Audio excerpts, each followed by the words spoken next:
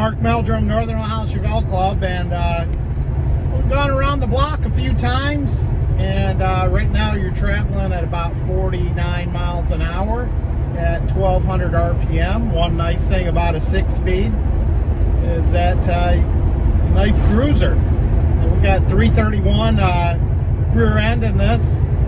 We're running about, it's kind of bouncing between 180 degrees and 190 degrees. Oil pressure's at about 41, 42 right now. Of course, I just let off the gas. Yeah, it's feeling real good. I'm sorry you're shaking a little bit. We'll come to a stop, and hopefully she'll behave. She's the computer's getting smarter and smarter. Feeling good. Let's give you a little acceleration here.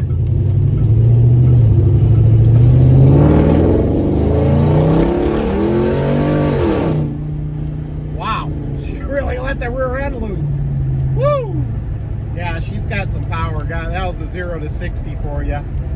And I'm a little tentative about really getting into this right now, but she's feeling good. She's going through all the gears.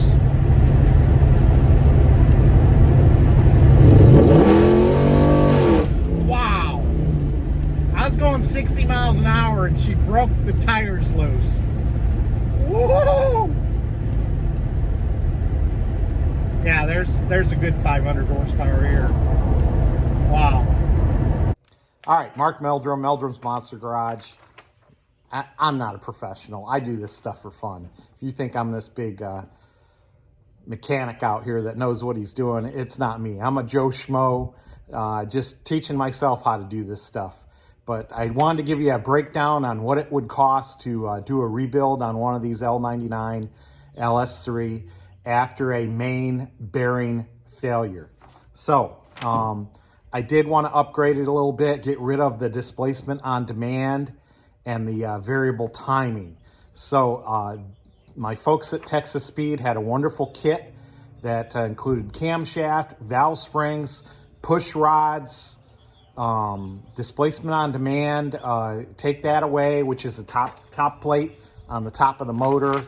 Of course, I got a new front cover for the engine to take away the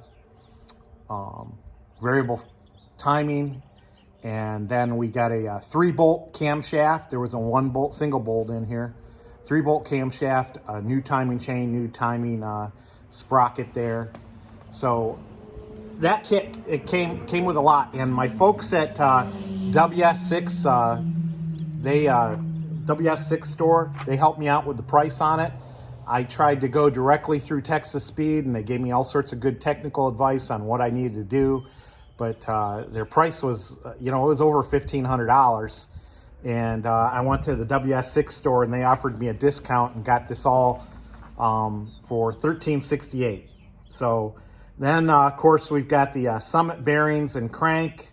And, I got a brand new crankshaft for this because the crankshaft was just toast.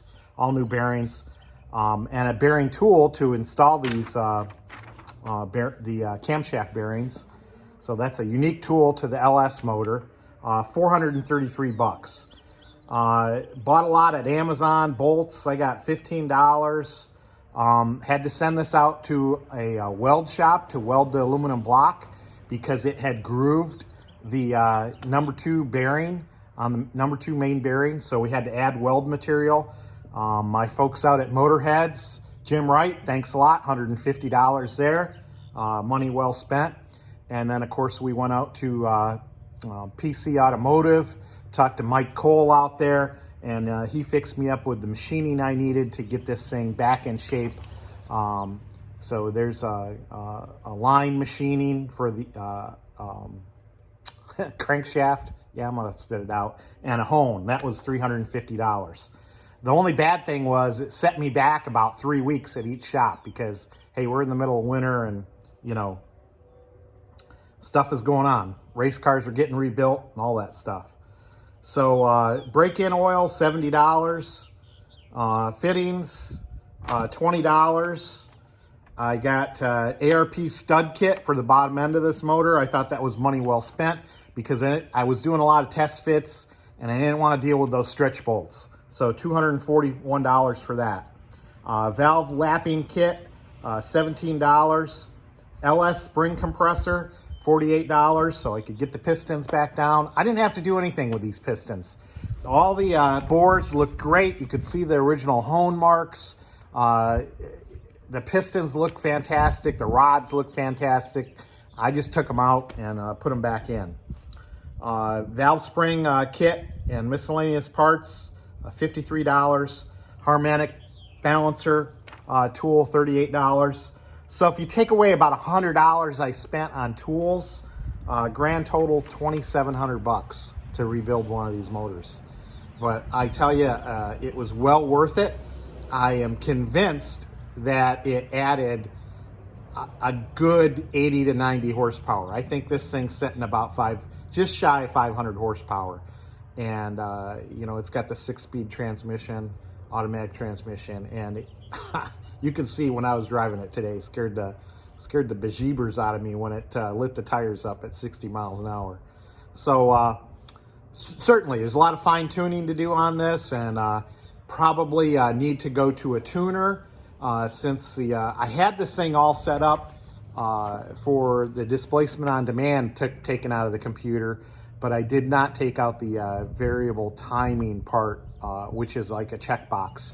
So I need to get the computer back in the shop, and maybe I'll do a dyno tune. Maybe we'll see what's going on. I don't know. Maybe I won't even hang on to this car. Maybe we'll sell it.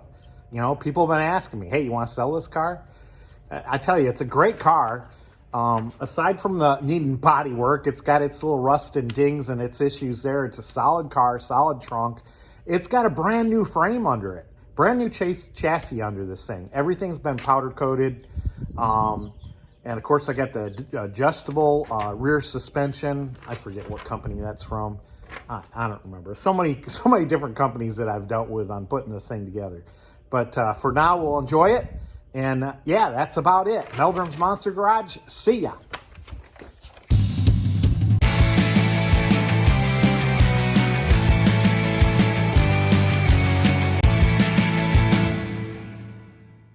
Hey, I always forget to do this. Follow me on YouTube under Mark Meldrum, Meldrum's Monster Garage. Click like, click subscribe, all that good stuff. Love to have more followers. Tell me what you want to see. I mainly work on Chevelles. Got this 67 behind me. And coming up pretty quick, we're going to get a 1969 SS Chevelle Day 2 car in here with cobweb paint. Whoo! We'll be getting that car ready for the McCacken show in Chicago this coming November. See ya!